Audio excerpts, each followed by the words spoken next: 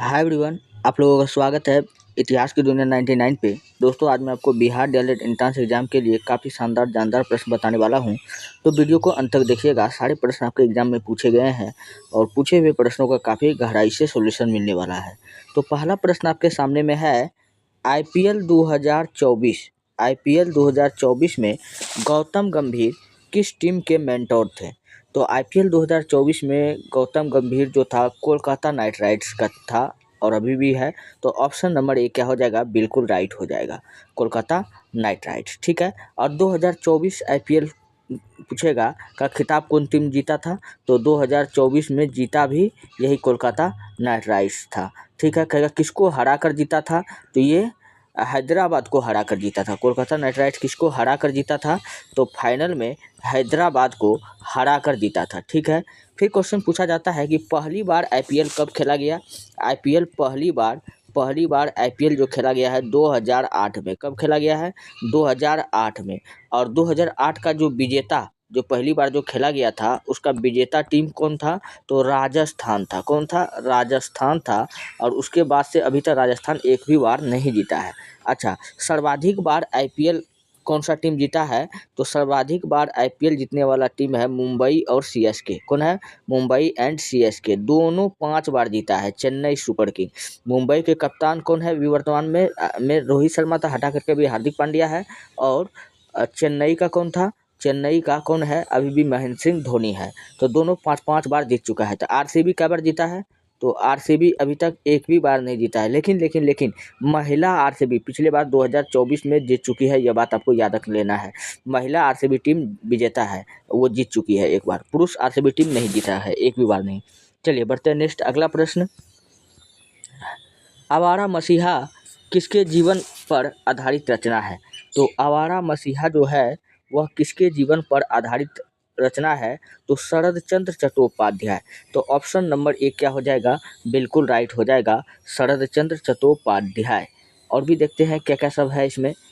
तो रविन्द्रनाथ टैगोर से मैं आपको बताता हूँ। रविन्द्रनाथ टैगोर इनका इम्पोर्टेंट रचना। तो रविन्द्रनाथ टैगोर का जो इम्पोर्टेंट रचना है, आपको याद रखना है, the post office. The post office कहेगा कौन लिखा है?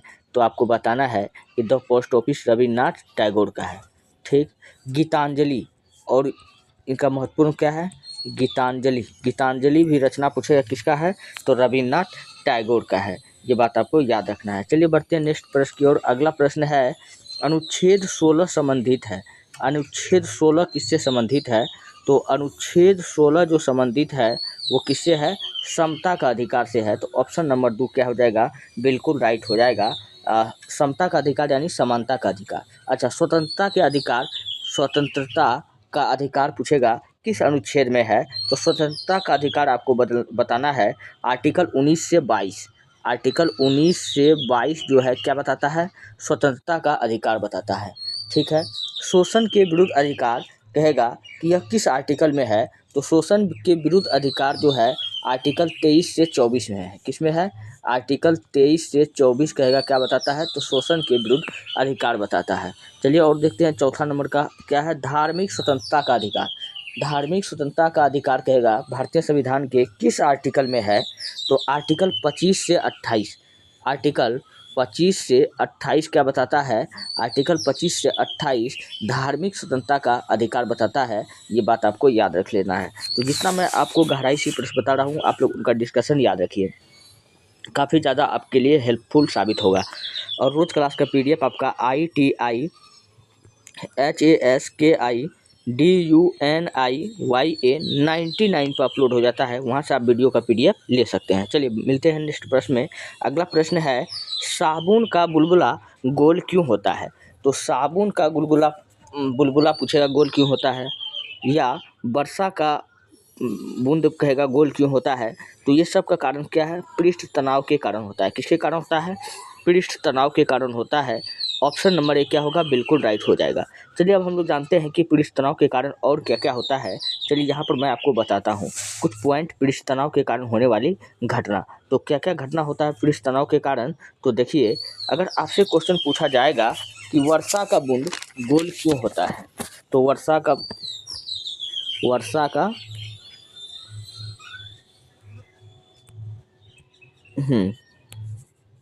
तो चलिए यहाँ पर मैं आपको बताता हूँ वर्षा का बूंद गोल क्यों होता है। तो ये सब पृष्ठ तनाव के कारण होता है, ठीक है। फिर क्वेश्चन आपसे पूछा जाता है कि साबुन का बुलबुला गोल क्यों होता है। साबुन का बुलबुला साबुन का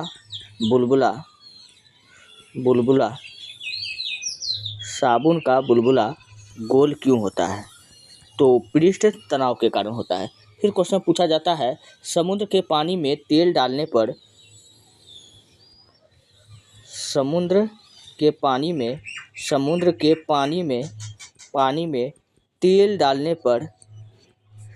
तेल डालने पर लहर शांत हो जाता है। लहर क्या होता है, शांत हो जाता है किसके कारण। तो आपको बताना है कि पृष्ठ तनाव के कारण होता है। फिर क्वेश्चन कहेगा नाली में तेल का छिड़काव करने पर मच्छर का लार्वा मर जाता है। तो नाली में क्या करना है, नाली में तेल का छिड़काव करने पर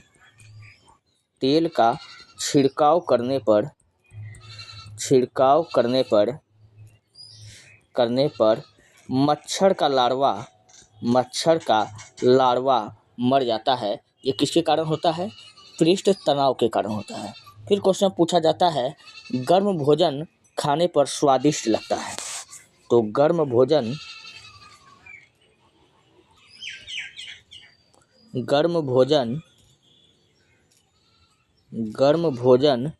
स्वादिष्ट लगता है। खाने पर क्या लगता है, खाने पर स्वादिष्ट लगता है। ये किसके कारण, तो पृष्ठ तनाव के कारण होता है। फिर क्वेश्चन पूछा जाता है किसान पहली बारिश के बाद खेत की जुताई कर देता है, किसके कारण, तो पृष्ठ तनाव के कारण। तो इतना सारा घटना आपको पृष्ठ तनाव, जिसको इंग्लिश में सरफेस टेंशन कहते हैं, आपको याद रख लेना है। इन सब का आंसर क्या था, पृष्ठ तनाव था। तो चलिए बढ़ते हैं नेक्स्ट प्रश्न में। अगला प्रश्न है कोसी नदी की सहायक नदी कौन सी नहीं है। तो नहीं पूछ रहा है, कोसी नदी की सहायक नदी कौन सी नहीं है। तो कोसी नदी की जो सहायक नदी है, अरुण नदी भी कोसी नदी की मुख्य सहायक नदी है। अच्छा, कोसी नदी के यही पूछ लेता कि मुख्य सहायक नदी कौन है, तो अरुण नदी आपको बताना था। अरुण भी है, सप्तकोशी भी है और तुमुर कोसी भी है। तो ये तीनों है। तो नहीं है पूछ रहा है, तो नहीं कौन नहीं है, यही शारदा नदी नहीं है। तो शारदा नहीं है, तो नहीं वाला आंसर होगा। तो ऑप्शन नंबर 4 क्या होगा, बिल्कुल राइट हो जाएगा। तो ये तीनों क्या है, कोसी की सहायक नदी है, शारदा नहीं है, यही हमको खोजना था। ऑप्शन 4 इस प्रश्न का क्या होगा, बिल्कुल राइट हो जाएगा। अच्छा, अब मैं आपको कोसी नदी से कुछ प्रश्न बताता हूँ, फटाफट आपको याद रखिए। कोसी नदी कहेगा कि कोसी नदी बिहार में सर्वप्रथम किस जिले में प्रवेश करती है। तो सुपौल जिला में प्रवेश करती है। कहाँ प्रवेश करती है, सुपौल जिला में। बिहार में सर्वप्रथम सुपौल जिला में प्रवेश करती है, ठीक है। कोसी नदी कहेगा कहाँ से निकलती है, कोसी नदी कहाँ से निकलती है। तो आपको बताना है नेपाल के गोसाई धाम से निकलती है। कहाँ से निकलती है, गोसाई धाम से निकलती है। नेपाल के गोसाई धाम से निकलती है, पूरा गोसैले निकलती है। बिहार की जनता को शोक में डुबा देती है। इसलिए कोसी नदी को हम लोग क्या कहते हैं, बिहार का शोक कहते हैं। फिर क्वेश्चन पूछा जाएगा कि कोसी नदी गंगा में कहाँ मिलती है। कोसी नदी गंगा में कटिहार में जाकर मिलती है। कहाँ मिलती है, गंगा में कटिहार जिला में जाकर मिलती है। कटिहार जिला के कुर्सेला नामक स्थान पर, कुर्सेला में गंगा में मिल जाती है। कहाँ मिल जाती है, गंगा में मिल जाती है। सर्वाधिक अगर मार्ग बदलने वाला नदी कहे, कोसी नदी क्या है, सर्वाधिक आपको बताना है, सर्वाधिक मार्ग बदलने वाला नदी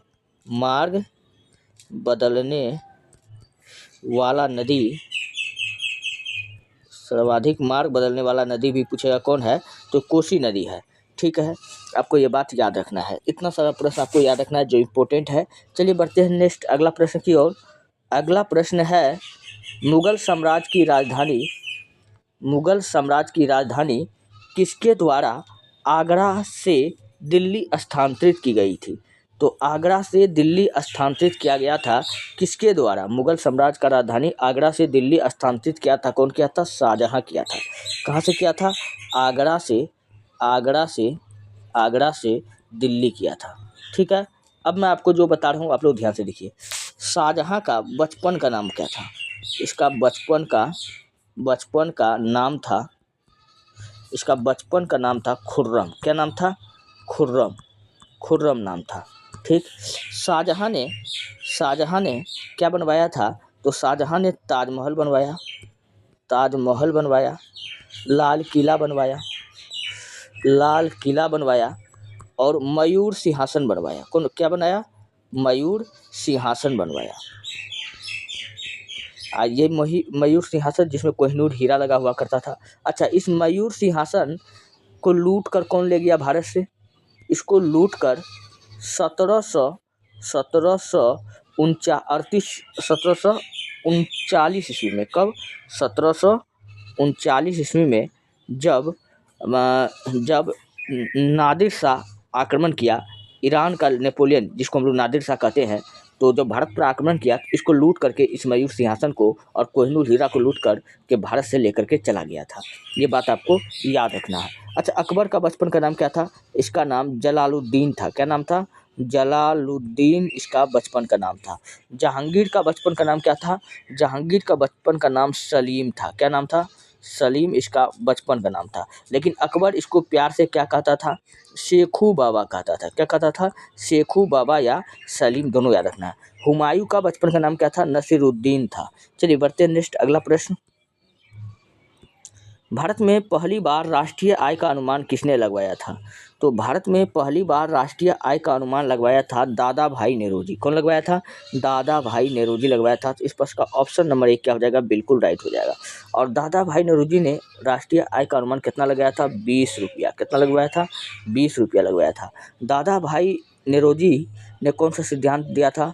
धन निष्कासन का सिद्धांत। धन निष्कासन का सिद्धांत। और दादा भाई नेहरूजी को भारत का ग्रेट ओल्ड मैन कहते हैं, वृद्ध पुरुष भी कहते हैं। क्या कहते हैं? वृद्ध पुरुष भी कहते हैं। और दादा भाई नेहरूजी का बुक का नाम याद रख लेना। इसका बुक का नाम है ब्रिटिश अनरूल्ड इन इंडिया। क्या नाम है इसका बुक का नाम?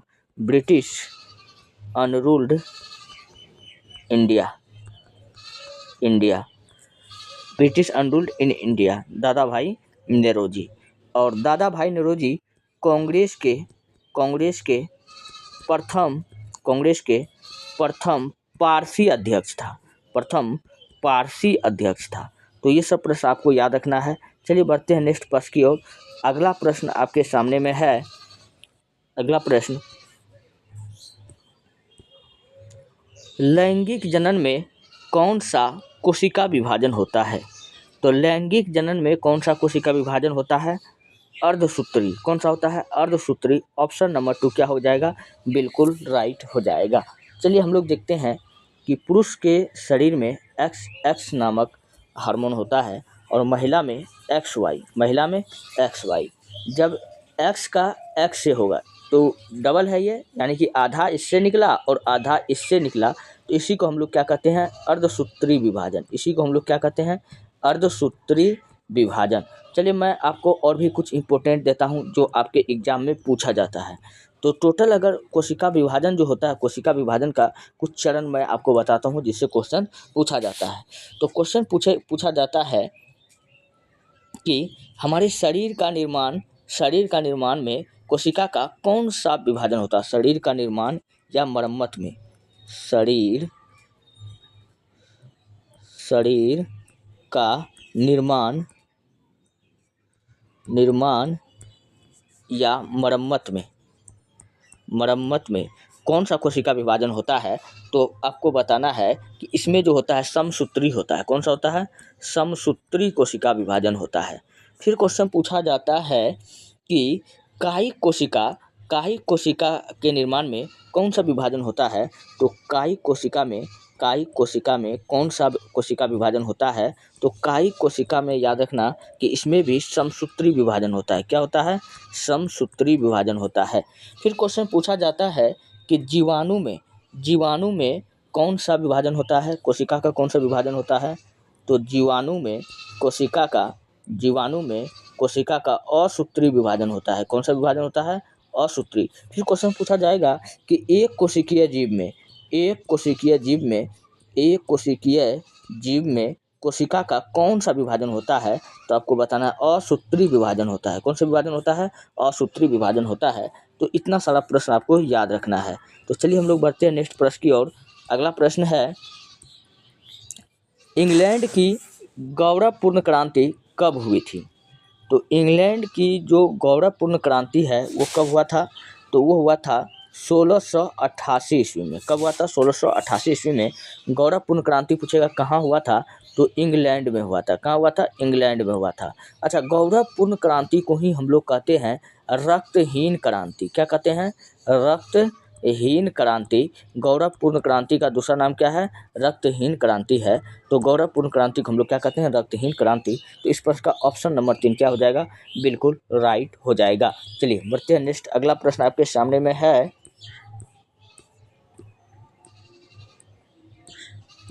ऑप्टिकल फाइबर के आविष्कारक कौन है?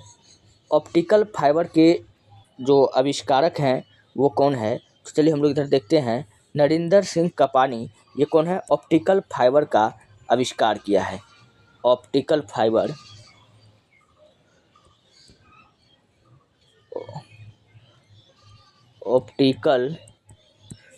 का क्या किया है? ये खोज किया है। कौन किया है? नरेंद्र सिंह कपानी। फिर क्वेश्चन पूछेगा कि ऑप्टिकल फाइबर किस सिद्धांत पर कार्य करता है? तो आपको बताना है यह प्रकाश के पूर्ण आंतरिक परावर्तन के सिद्धांत पर कार्य करता है, जिसको हम लोग TIR कहते हैं, टोटल इंटरनल रिफ्रैक्शन। इसी को हिंदी में क्या कहते हैं? प्रकाश का पूर्ण आंतरिक परावर्तन। प्रकाश का पूर्ण आंतरिक परावर्तन के सिद्धांत पर कार्य करता है। कौन क्या कार्य करता है? ऑप्टिकल फाइबर कार्य करता है। अच्छा, प्रकाश का पूर्ण आंतरिक परावर्तन, जिसको हम लोग क्या कहते हैं? TIR। इस पर कौन कौन सा सिद्धांत कार्य करता है? क्वेश्चन पूछेगा, हीरा का चमकना कहेगा किस सिद्धांत पर कार्य करता है? तो TIR, प्रकाश का पूर्ण आंतरिक परावर्तन। फिर कहेगा कि मृत मरीचिका की घटना यह भी किस सिद्धांत पर कार्य करता है? तो यह भी TIR, टोटल इंटरनल रिफ्रैक्शन, प्रकाश का पूर्ण आंतरिक परावर्तन के सिद्धांत पर कार्य करता है। फिर क्वेश्चन पूछा जाता है कि चटका हुआ कांच का चमकना, चटका हुआ या घिसा हुआ कांच का चमकना, चटका हुआ कांच का चमकना, यह भी किस सिद्धांत पर कार्य करेगा? प्रकाश के पूर्ण आंतरिक परावर्तन के सिद्धांत पर कार्य करेगा। तो इतना सारा प्रश्न आपको याद रखना है। चलिए हम लोग बढ़ते हैं नेक्स्ट अगले प्रश्न की ओर। अगला प्रश्न है,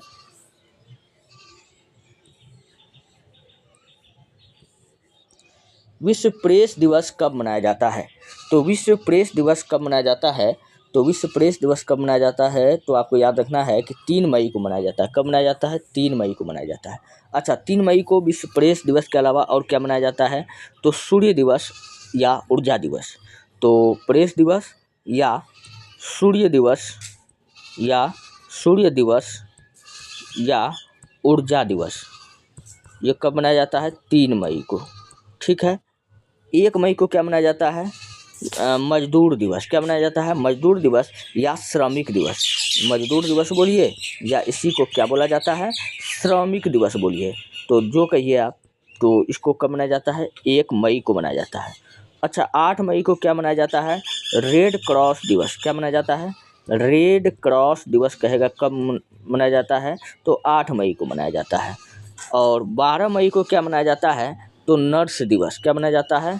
नर्स दिवस कहेगा कब मनाया जाता है? तो 12 मई को मनाया जाता है। तो इतना सारा प्रश्न आपको याद रखना है। अगर आपको वीडियो अच्छा लगता है, हेल्पफुल लगता है, तब आप हमारे चैनल को सब्सक्राइब कीजिए और वीडियो को लाइक कीजिए। जितना हो सके अपने दोस्तों में शेयर कर दीजिए। और रोज क्लास का PDF आपका टेलीग्राम चैनल ITIHASKIDUNIYA 99 पर अपलोड हो जाता है। वहाँ से आप वीडियो का PDF ले सकते हैं। मिलते हैं नेक्स्ट वीडियो में। धन्यवाद।